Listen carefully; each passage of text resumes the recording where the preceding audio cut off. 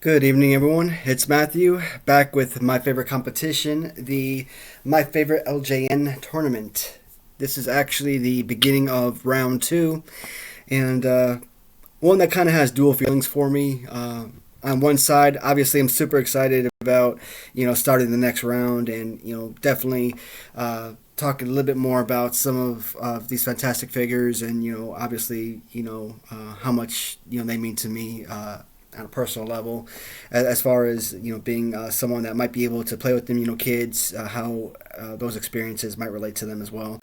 Um, that's also a somber note because unlike round one, I'm not going to be basically rearranging the figures.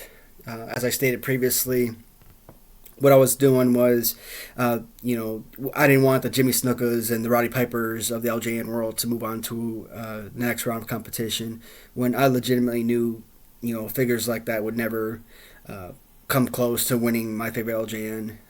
I felt like they didn't deserve to be moved forward, and so I did kind of like rearrange my shelves in a way that those figures that I did want to move forward, so I got the opportunity to talk about them some more in future rounds, would be able to do so. And of course, the not so great figures, some of them that would actually be on my least favorite LJN list, basically get left behind. So this round, uh, basically backtracking back to Series 1, a good chunk of probably the best series period was out of Series 1. Playability wise, the figures stands were absolutely remarkable. So, as excited as I am about, continue on with this competition and trying to determine for myself, my personal favorite figure. It's also going to be, as I mentioned, somber feeling because I really am not looking forward to getting rid of some of these important figures, I guess, that are coming up in this round or this video. So the first matchup is going to feature Andre the Giant. So for when I started collecting the LJNs, for the longest time, Andre the Giant was my favorite LJN figure. He had this great pose, a lot of weight to it. Just a beautiful looking figure overall. Unlike a lot of people who hate on, the long hair, the face, to me, I loved it. And I still love this figure. I still think it's a beast of a figure, just absolutely remarkable, just really fun to play with. And Andre the Giant just it means a lot to just so many people. And of course, as I mentioned, I got the little custom belt I like to slap on my figures. Just makes it look real nice. The reason I'm not looking forward to it, as hard as the battle between the Heart Foundation, I mentioned that the originals versus the customs, which ones would I choose? That couldn't go wrong with either figure, and I feel the same way with this battle. And this might actually be the toughest one because these could very well be number one and number two, or 1-2. For my favorite LJN all-time figure. Now, it doesn't have to be an original. It could be a custom that ends up winning this competition. But these are two of my absolute favorite figures, favorite poses. And as I mentioned, the best part of any wrestling action figure has to be the body slam pose. And both of these figures, they do have that body slam pose in spades. Two absolutely fantastic figures. Big John Studd, obviously the face and hair does work in his favor a whole lot more because of the graphics. It's not just simple blue tights or blue trunks, blue boots. So some of the little display on the figure does make him stand out a little bit more than Andre the Giant, number one. But two perfect pieces. This is something that I really don't want to choose. I really wish I had just gone ahead and rearranged the figures to where both guys could have squared off against someone else and moved on to the next round, because I do feel like both of these figures, either one could potentially win the entire competition. But alas, I do have to say goodbye to one of them. and you know the Big John stud figure does does have more weight in my opinion, both metaphorically and literally. I mean, again, I mentioned previously, I did put this on a scale. He does actually weigh more than this Andre figure, which, again, I think Big John Stud was, what, 300 and some pounds? Andre was over 500, so, go figure. But as much as I love this figure, uh, as I said, this is just an absolutely remarkable Big John Stud figure. The detail and the design of his pants, it was just one of those figures that I just can't pass on. And I think maybe I may have known that going into this to this round, that one way or another, Big John Stud was going to move forward regardless of who he took on. I'm just sad that he had to dispose of Andre the Giant in this round because, again, two phenomenal figures. I love them both. The next battle is going to come between the custom Hulk Hogan that I selected in the first round. Of course, as you remember, custom Hulk Hogan defeated the original. Now, they're both the exact same figure. The one I bought here from Move Over Swanson on eBay, they didn't exactly build in a T-shirt or anything like that. They just painted over the chest. But, I mean, still, an absolutely remarkable piece. And this Mr. America wrestling belt, I think that this was a specific belt for Hogan. This is one of the many belts I purchased over the last several months. And, specifically was told to me that this was customized for Hogan. So I was sure to include this belt on at least one of my Hogan figures. Just an absolutely gorgeous piece. And as I mentioned, I think he's kind of like ripped from No Holds Barred. At least I think that's who this is modeled after. When you look at the blue and white, again, just up there with Stud and Andre, a perfect fighting pose, absolutely perfect. Possibly three of the best LJN figures, at least as far as fighting pose goes. There's no doubt. 1, 2, 3. You can put them in any order you want. These are, fighting pose-wise, the three best figures. So in this round, Hulk Hogan is going to go against Junkyard Dog. So, as incredible as Hulk Hogan is, it's not a shoe-in, as I'm sure a lot of you know. Now, this Junkyard Dog figure is absolutely amazing. This is another one of those absolutely perfect figures, fighting-wise. So, again, he doesn't have his arms situated as to the levels of a Hogan, Andre Stud. But, I mean, as you can see, he does have, a really significant, either from the left arm under or the right arm under. Probably right arm under. It gives you a better body slam pose. Slap punch. He's got a good to be body slam pose, with his legs spread, far enough apart. He's got good details on his boots and pants. Both sides. So this is actually looks like this figure's not quite mint, but I mean it's close enough. This is an absolutely beautiful piece, and as I said before, so for the longest time, this was probably number 4, number 5 on my list for the longest time when I first started collecting LJNs, and it was based on fighting pose, of course. As I've gotten other figures over the months, SD Jones, for example, Kamala, definitely, those are guys that, have shot right ahead of Junkyard Dog as far as fighting pose goes, but you can't take anything away. This is an incredible piece. I wish I had the components for it. I don't have the chain, the collar, either the black, gray, or red chains, but maybe one day I'll buy it, get one of those accessories. At least not in the short term. It's not exactly a top priority for me. But great figure. Going against Hogan, 2 great pieces. There really isn't a wrong answer here. Not completely, but I mean, after all, we are talking about Hogan, and maybe personality-wise, because of what Hogan means to me, like a lot of people my age, maybe that plays a role in him going a lot farther in his competition. But again, we're not talking about what a person means to you, or are they your favorite wrestler, or how hated they were. We're only talking about the actual physical figure in hand. And when I'm talking about these figures, again, we are talking fighting pose. We're talking in color, detail, and this figure just has so much good qualities about it.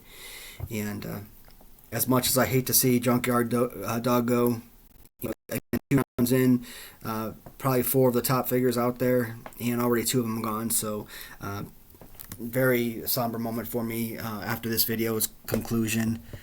Hopefully it gets a little bit easier, because like I said, Series 1 to me has the best overall quality of figures. So this is actually going to be the last from Series 1. Nikolai Volkov. So a lot of people, they take this Nikolai Volkov figure and they customize it with other wrestlers. In past videos, I've shown you, I believe Kane may have been one, if I'm not mistaken. Trying to think which. So Sergeant Slaughter was definitely a figure that they used. So nope, I don't think it was Kane. It was the Mountie and Sergeant Slaughter were 2 of them. And I'm pretty sure there was a 3rd figure, but off the top of my head, I can't remember. But this, again, this figure personally means a lot to me. As someone who didn't have LJNs when I was young, when I finally decided to start the LJN collection, this was actually the very first figure I purchased. And I didn't know what to feel at that time. I didn't know if this was something I was going to pursue, or if I figured, what, I'd buy up a few, maybe I'd resell them. And I got this figure in the mail from a good seller on eBay. His name's Darren Wolfgang. I forget his full tagline on eBay, but this is just a fantastic piece. When I held this in my hand for the first time, all I could think is, dang, they got me. This was such a fantastic piece, and actually started my love for LJN, because at that time I didn't really think I was going to be going all out for the collection. And in a matter of 5 months, I think, not only did I build the entire LJN collection, but all the massive amounts of customs to go along with them.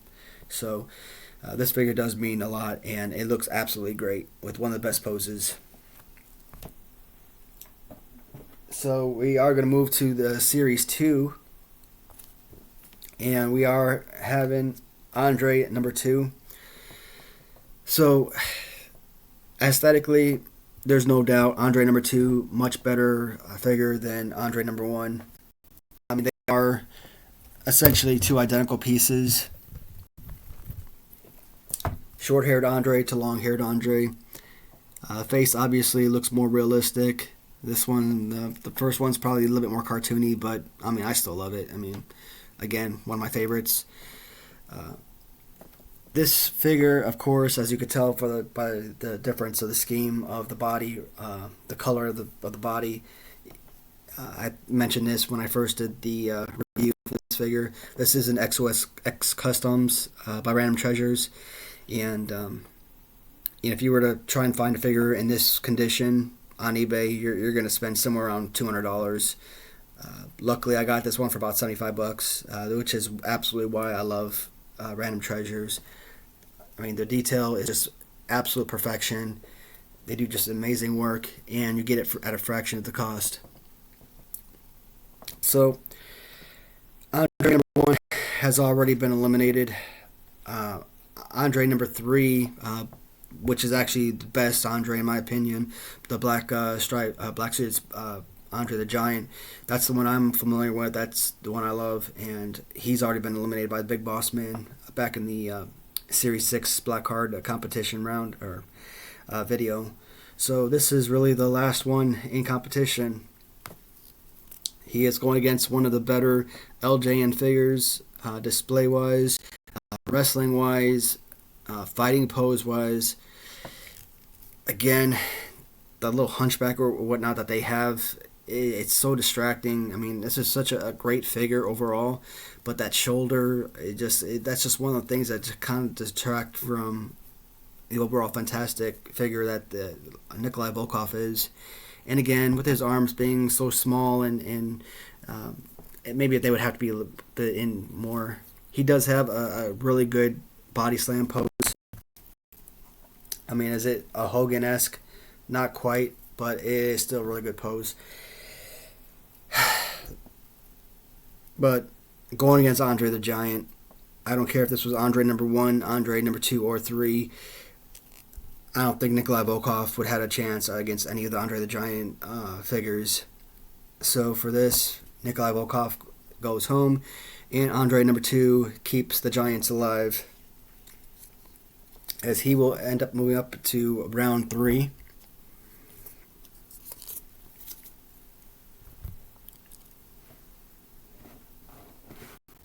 So back in the, I don't know, maybe third video, I believe it was, maybe fourth. It could have been the third video. We did the Zebra Brutus version compared to the original Brutus Beefcake with the pink and black spots. So the Brutus custom did defeat the original version, and this was just such a beautiful piece.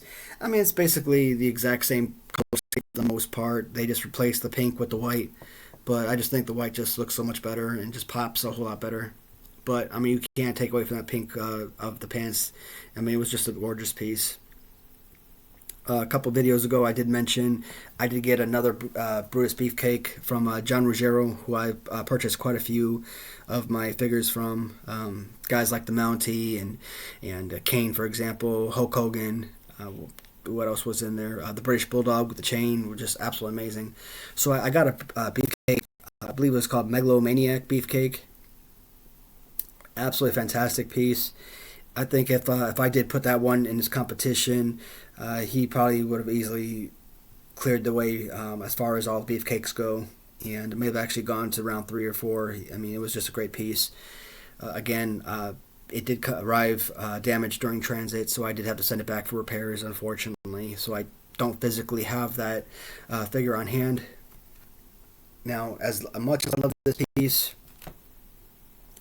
he's going up against a figure that when I first purchased this, you know, to me it was like just like a kind of like a random buy, nothing super spectacular. It was a piece that I needed, and you know, he filled that open slot, you know, the Greg the Hammer Valentine series 2 slot. As I mentioned, I've started doing some Royal Rumbles with some of my duplicate figures, and you know, that was obviously, you know, for fun, not first and foremost. Second, it's so that when I did talk about videos like these, I could, you know, actually talk about the wrestlers and, you know, the fighting poses and playability and stuff like that. So when I got this, you know, it was good color and everything. I thought it was a decent fighting pose. It wasn't actually until I started actually using this guy that I realized how absolutely remarkable his fighting pose actually is. I mean, when you lift up,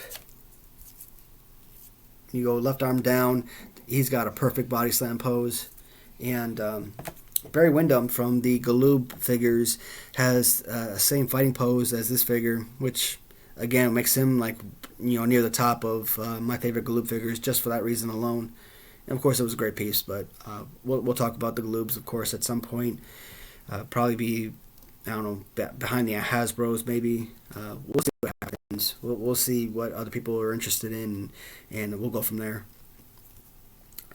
So, from a figure that probably wasn't all that great to me, has all of a sudden emerged as very well possibly my favorite figure. I don't know if I'm quite ready yet, obviously, to anoint him my favorite LJN, but the fighting pose, the amount of times I've turned to him to complete the Royal Rumble.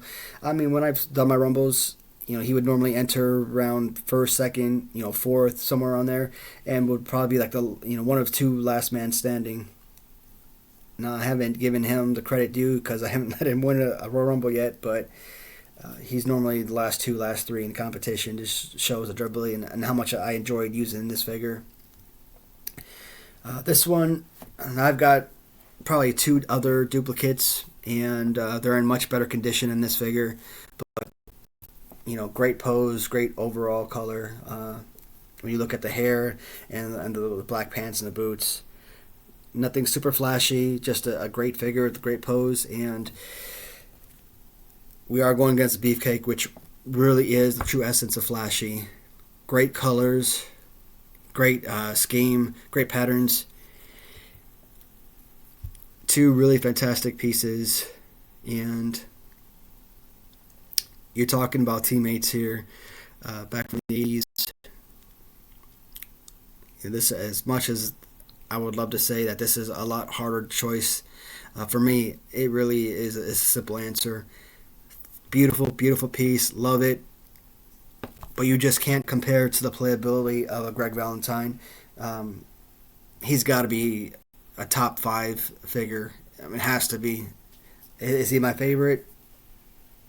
I think he, among Andre, Hogan, etc., I think he has that contention as much as anyone else.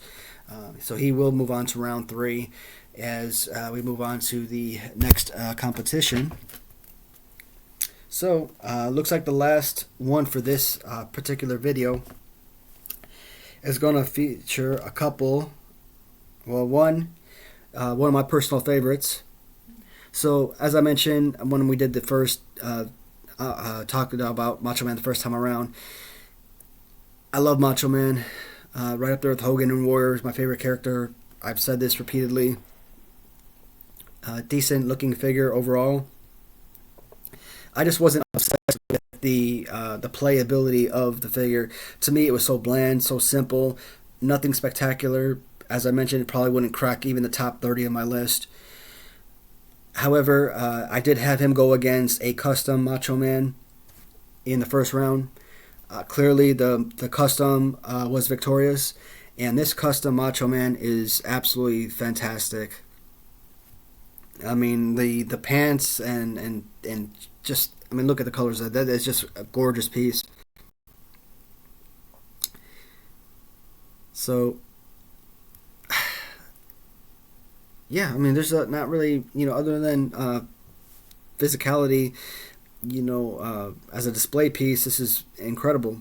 At the end of the day, he still has this horrible fighting pose that you can't really do anything with. Yeah, you could sit there, pretend to throw a punch and whatnot, make believe. That's what action figures are. But, you want some kind of reality as well. So this is a gorgeous piece. Does it move on to round 3? What I'm surprised a lot of people is that King Kong Bundy made it past round 1. So I've stressed repeatedly the need for a good body slam pose, and King Kong Bundy, right up there with George Steele, has possibly the worst fighting pose possible. Now, I won't say the worst, for the simple fact that, some guys like Ventura, for example, or Cowboy Orton, they only have like that little hand out or back, which is, can't do anything with that. At least with King Kong Bundy, he does have that really incredible, DDT stance to it. And like I said, when I do my Royal Rumbles or whatnot, when I actually use this figure, you just gotta pretend to do body slams. This is, again, it's just like the same thing with Greg Valentine. This figure is just so simple. Nothing super spectacular about it. Just an all black figure, very simple to fix up, and it's a beautiful piece. Again, I love the figures that have extra weight to it, and this one, to me, is this something that's going to go down to the wire? We're talking last 5, last 4. You know what? I think it just might. So I'm pretty sure a lot of people probably start tuning me out the second I put the custom Savage past the original. But if they haven't done so yet, they might do it this time around. Randy Savage is being eliminated in round 2. King Kong Bundy does move forward to round 3, and I'm super excited to have him continuing forward because, again, I use this piece like crazy when I do my competitions. I think him and Greg Valentine are probably the most commonly used figures, and this is just a fantastic piece. I absolutely love it, and I'm super excited that I'm able to keep him going for at least one more round, depending on who he faces in round 3. That could be it, but I don't know. We'll see. All right, guys. Thanks for another fun video. I really thoroughly enjoyed this. It's disappointed I had to kick back quite a few of my favorites. That obviously hurt a lot, but we're not trying to do my favorite 10 or anything like that. We're trying to choose my one specific favorite figure. And again, it doesn't have to be original line. It doesn't even have to be rubber.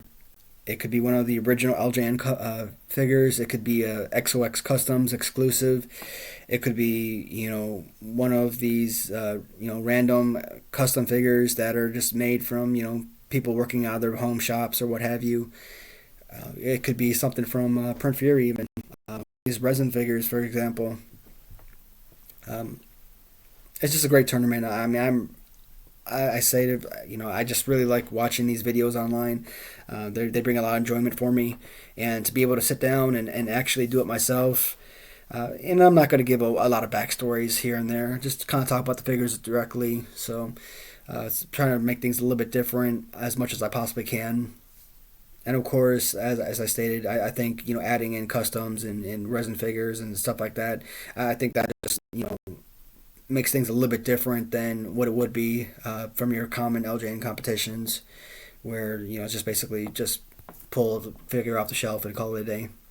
I mean, I still love them. I will watch the heck out of them, but I'm glad I'm able to change things up just a little bit. All right, guys. Thank you for watching, and I really do appreciate it. I don't think I'll do another video tonight, but I will definitely be back tomorrow with hopefully a few more videos for upload. All right. Good night. Talk to you later.